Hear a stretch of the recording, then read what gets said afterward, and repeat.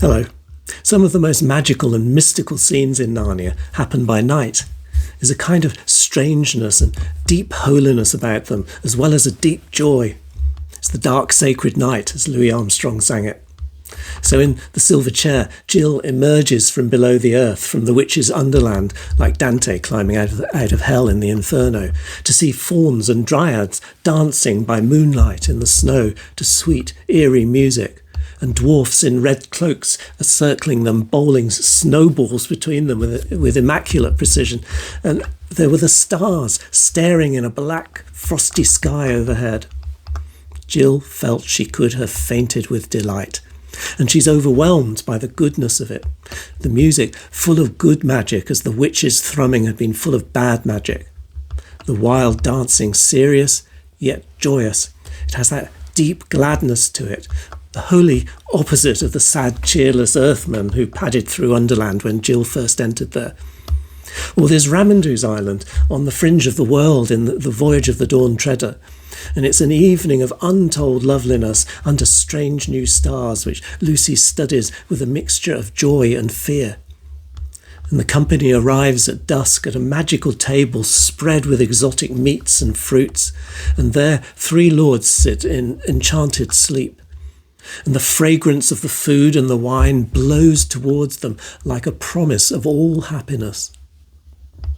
In the dark of night, Ramandu's daughter emerges with a tall candle from an opening in the hillside, the blood of stars in her veins.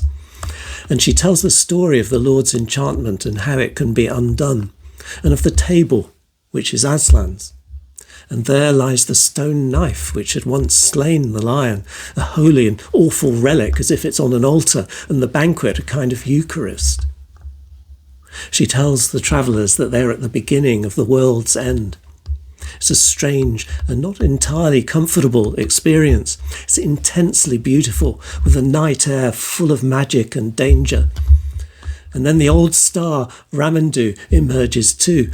And before the dawn, he and his daughter sing until the sun has risen, and the great white birds come also singing and bearing a fireberry from the valleys of the sun, which they lay on Ramandu's mouth.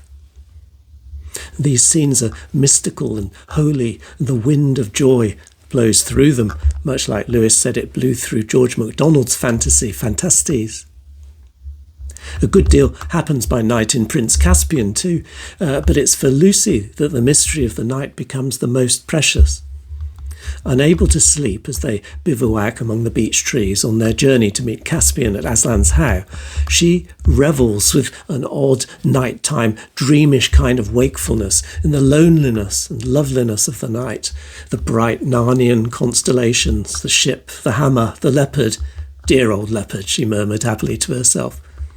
And the wonderful fragrances of the wood at night, a nightingale in full-throated song, pools of moonlight mingling with shadow under beech, oak and birch, and the near wakefulness of the whole forest. The moon is bright, creating mysterious shadows and glistening on the creek. Lucy is very happy. She imagines what the graceful dryads and hamadryads of the trees would look like if they were to come forth, and softly she calls upon them to wake, to come to her. And there's a strangeness about it. In the moonlight and the shadow, nothing is clearly defined. She has a feeling of being close to something momentous awakening. There's a stirring of leaves without wind, and the nightingale suddenly hushed. Holiness. Joy. The following night she hears a strange, wonderful voice calling to her, a little like God in the Bible calling young Samuel in the temple after dark. And the moon is very bright, and the forest wilder than it ever looks by day. And good magic breathes through it, and the trees are swaying, dancing, bowing.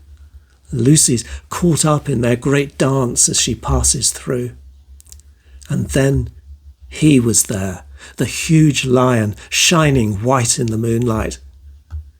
The trees for a moment are fully awake in his presence, wood gods and goddesses, tall, graceful and lovely.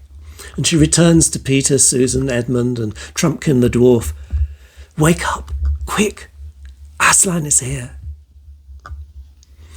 After the restoration of the kingdom, in another night scene, after feasting and talking round the embers of a great bonfire, slowly the stars come out, and the talking quietens, and the great river can be heard flowing behind them in the stillness.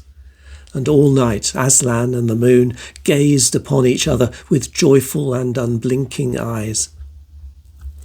In the stillness and the chattering of the river, there's holiness and deep, deep joy once more.